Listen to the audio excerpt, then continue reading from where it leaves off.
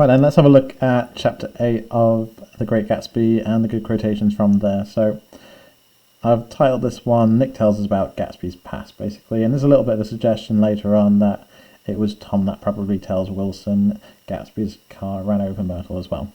So the first quotation that I've chosen was, "He was clutching at some last hope, and I couldn't bear to shake him free," which is very, very similar to last time. At the end of chapter 7, this really kind of pitiful image of Gatsby. Gatsby is clutching, and the verb choice here just shows his desperation. He can't bring himself to lose Daisy. And again, he couldn't bear to shake him free. It's almost as if Nick finds Gatsby's hope now. It's somewhat pitiful, and so he feels sorry for the guy. Moving on. We've got a really nice simile which Nick uses, or Fitzgerald writes. Told it to me because Jay Gatsby had broken up like glass against Tom's hard malice. And Tom's hard malice, his hatred basically, kind of mirrors from chapter 1, like that really awful description we get of just how cruel Tom is. And so the simile is saying basically, Tom's really cruel, and when there's a competition, when there's a conflict between Jay Gatsby and Tom's obviously going to win. And so he breaks up like glass being fragile, and essentially it tells us that Gatsby is shattered. You've also got, in inverted commas here, Jay Gatsby, because in this case his real name is James Gatz now, and we're actually learning the truth about the past Gatsby, or the past James Gatz, and how he invented himself into Jay Gatsby. Moving on then, we have this bit, exciting too, that many men had already loved Daisy, increased her value in his eyes, and it's about Gatsby and his relationship with Daisy. It basically tells us that, well, basically he thinks she's almost like a commodity. It increased her value that many men had already loved Daisy, and the idea of her being valuable, it's almost as if he wants her like a possession. Like he wants to keep her, and he never genuinely loved her, which kind of contrasts a lot of the ideas that we've said so far in the book. Is it just because she's valuable, because she's old money upper class, that he wants her, or does he genuinely love her? And it opens that question up as well. And again, I've got here, it says that it maybe links to the idea that Gatsby wanted to transcend his class boundaries, and if he could get Daisy, this is a way for him to actually be accepted into this old money upper class status, perhaps. And yeah, it might link to the idea that he just thinks that other men loved her, therefore she's worth having.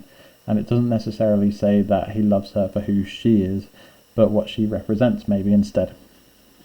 Moving on, we have this quotation. He was at present a penniless young man. So this is the past Gatsby when he's fallen in love with Daisy. And he took what he could get ravenously and unscrupulously. Eventually he took Daisy one still October night, took her because he had no real right to touch her hand. And it's really interesting, the choice here of a couple of words. In particular, ravenously and unscrupulously tells us that he had no restraint. Gatsby had no restraint.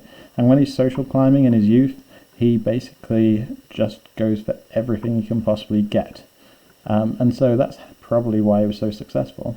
And the interesting other thing here that we have is he had no right to touch her hand, which is really revealing about Fitzgerald and class barriers, because he says that Gatsby doesn't have the right to touch the hand of an upper class or an old money upper class woman, which kind of reflects his own views and society's views of the time. It's such a barrier that it shouldn't even be crossed, not even for proper love.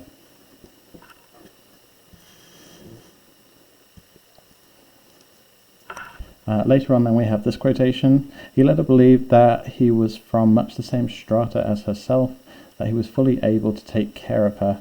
So this is kind of Gatsby being somewhat immoral, and he omits truths from Daisy. He doesn't tell her that he's not the same class that she is, this old money upper class, and he tricks her. He basically says, doesn't tell her, so she thinks he's from the same class.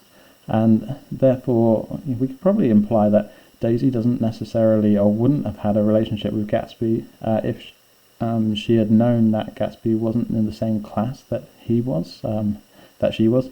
So if she would have known, maybe it wouldn't have progressed so far, and it wouldn't have even started in the first place. But the idea is that he doesn't tell her, she just assumes, and that's how they fall in love. So moving on then, we've got this quotation about Daisy gleaming like silver, safe and proud above the hot struggles of the poor. And this is probably what entices Gatsby to fall in love with her. The idea that she's gleaming like silver, this simile, tells us that she looks valuable, and this appearance that exudes wealth is something that Gatsby values, that he wants, and could probably be the reason for Gatsby's infatuation. Well, one of them. There are a few reasons for his infatuation, but certainly that as well. It works. Moving on then. You've got this quotation: he stretched out his hand desperately as if to snatch only a wisp of air to save the fragment of the spot that she had made lovely for him. And I would suggest that this one is kind of tragic. At the start in chapter 1, Gatsby's holding out his hand, he's reaching for that green light at the end of his dock. He's basically trying to hold that green light at the end of Daisy's dock. Now, however, he stretched out his hand for a wisp of air, which is nothing. It's not tangible, it's insubstantial, so there's no symbol now, there's just a wisp of air, there's no green light, which is kind of tragic. So we don't have that kind of magic that he used to have, that kind of hope that he used to have is gone, because there is no green light anymore. It's just a wisp of air that he can't even hold on to. We have later then this nice quotation: they're a rotten crowd, I shouted across the lawn. You're worth the whole damn bunch put together. I disapproved of him from beginning to end. First he nodded politely, and then his face broke into that radiant and understanding smile as if we'd been in ecstatic cahoots on the fact all the time. So there is another mention of this smile, another reference to it, which just shows Nick's admiration for Gatsby. And I think the more interesting thing is they're a rotten crowd and you're worth the whole damn bunch put together, because Nick is commenting that it's not money that's important, it's not status or wealth, it's actually moral character, or character of the person that you're talking about. And so whilst America might value the old money upper class, Nick calls them a rotten crowd, which again kind of links to his retrospective narrative, the idea that he's had time to think about it and to pass a judgment. But this was said live as well, so this was said like before Nick started writing his novel, before that happened. So he does actually pass a comment and a judgment in real time to Gatsby, and so it tells us that Nick doesn't like being part of this old money upper class category, because they're not particularly a pleasant bunch, and Gatsby, with his hope, is a much more preferable person to him.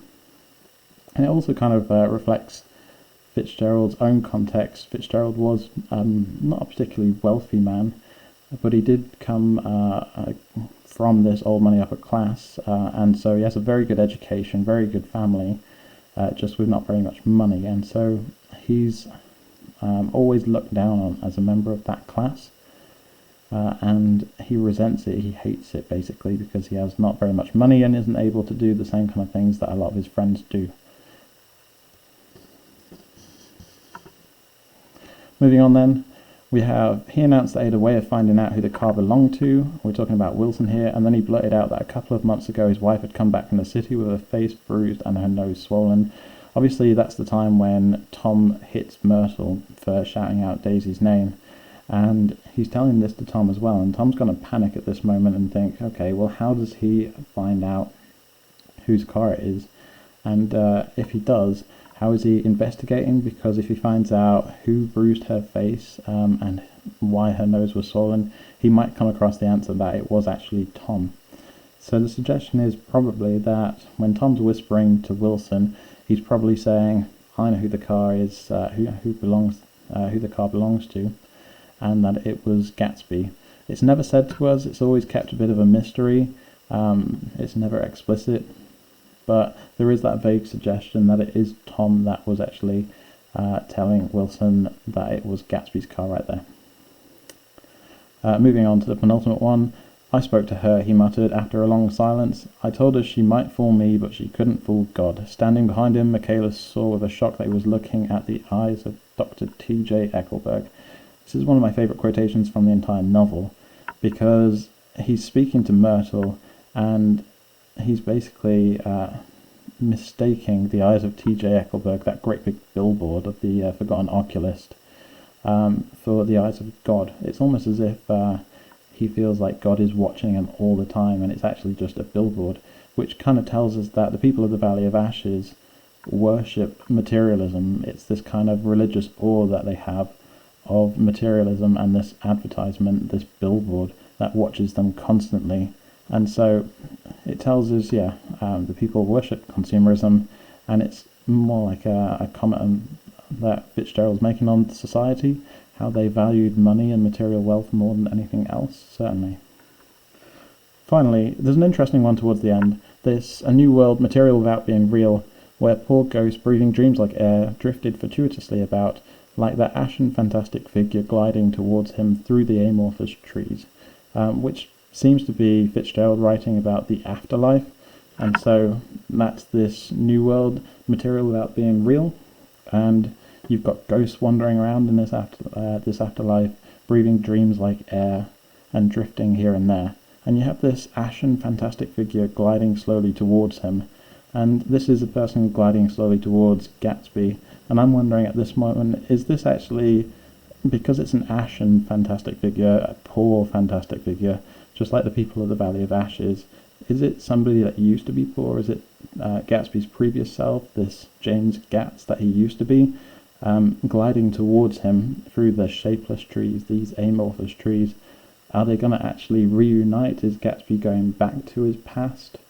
And I would suggest it probably is, that actually Gatsby is now going to end where he started, as a very poor person, the son of poor farmers.